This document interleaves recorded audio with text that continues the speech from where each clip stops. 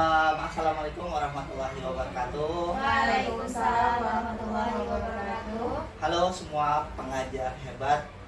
Pada kesempatan kali ini kita bakal ada diskusi nih atau istilah podcast gitu ya. Nah, salah satu guru favorit yang ada di SDN 168. Oke, boleh saya halo dulu untuk Bu Ita.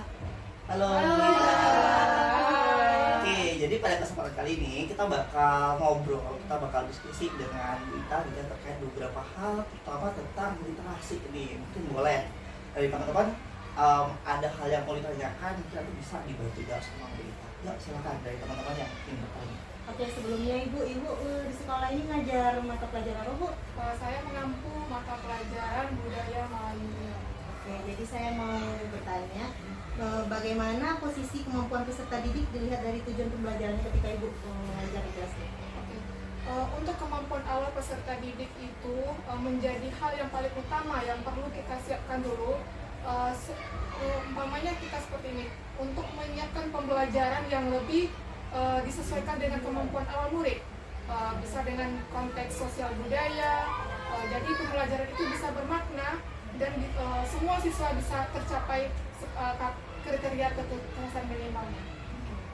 Terus Bu, bagaimana pendekatan penyampaian materi sehingga menghasilkan minat dan keingintahuan terhadap materi? Kita gunakan pendekatan yang kontekstual atau pendekatan yang langsung kepada murid, sepertinya video pembelajaran, animasi, atau bisa berupa gambar yang relevan dengan kehidupan siswa untuk membangkitkan rasa ingin tahu dan untuk ketertarikannya terhadap materi pembelajaran. Berarti menyesuaikan dengan ini ya, dengan perkembangan zaman, perkembangan teknologi yang ada. Ya, yang ke abad 21 sekarang. Nah, kemudian bagaimana caranya peserta didik itu terlibat dalam mengeksplorasi ide-ide besar dan pertanyaan penting? Kita bisa libatkan peserta didik seperti dalam diskusi kelompok, wawancara, pengamatan langsung, atau kita lakukan kunjungan ke lapangan. Kegiatan ini dapat memberikan dampak yang positif, yaitu berupa berpikir kritis, bertanya, dan membangun pemahaman pengalaman yang nyata.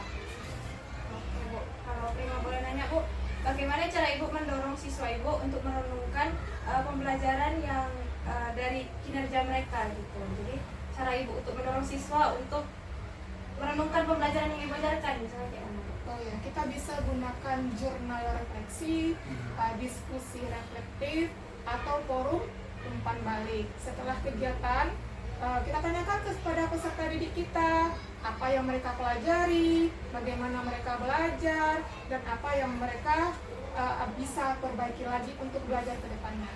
Oke, kemudian Bu, bagaimana peserta didik akan terlibat dalam evaluasi diri akhir untuk mengidentifikasi diri, menetapkan tujuan masa depan, dan memiliki semangat belajar?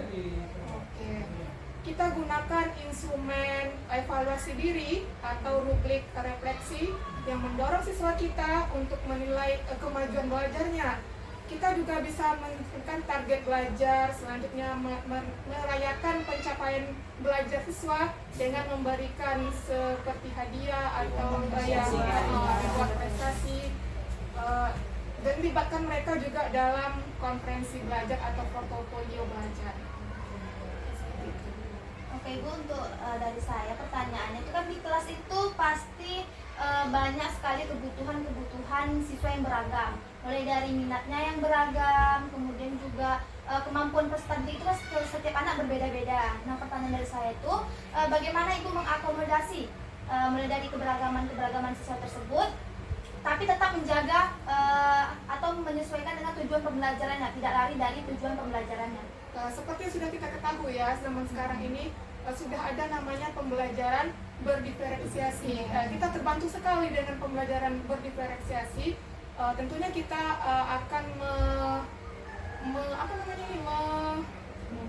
mengelompokkan murid-murid kita sesuai dengan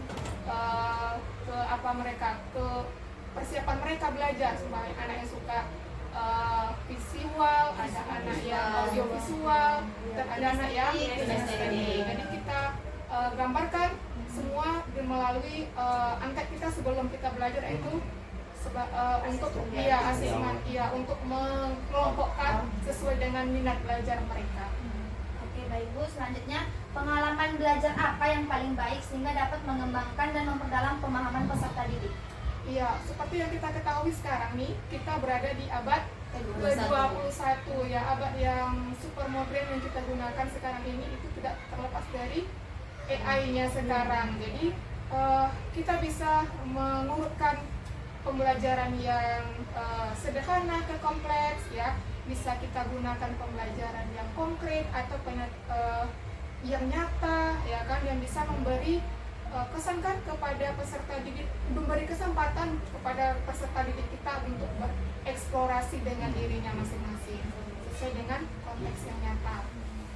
Oke, berarti sangat-sangat luar biasa sekali gitu ya, dengan kita sebagai guru tentunya sampai bersama-sama kita juga harus bisa beradaptasi dengan mahasiswa, kita beradaptasi dengan perkembangan waktu dan berbagai macam karakter siswa seperti itu.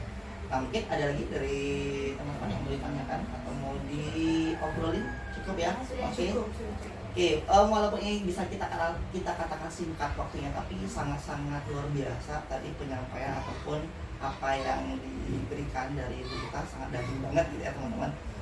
Mungkin itu dulu untuk sesi kita pada hari ini. Terima kasih banyak untuk Bu Ita. Kita bisa ketemu lagi atau bisa ngobrol lagi di lain waktu di next podcast berikutnya. Sekian dari saya sebagai pembawa acara pada kesempatan hari ini. Kami tutup kegiatan hari ini. Assalamualaikum warahmatullahi wabarakatuh. Salam literasi. Oke.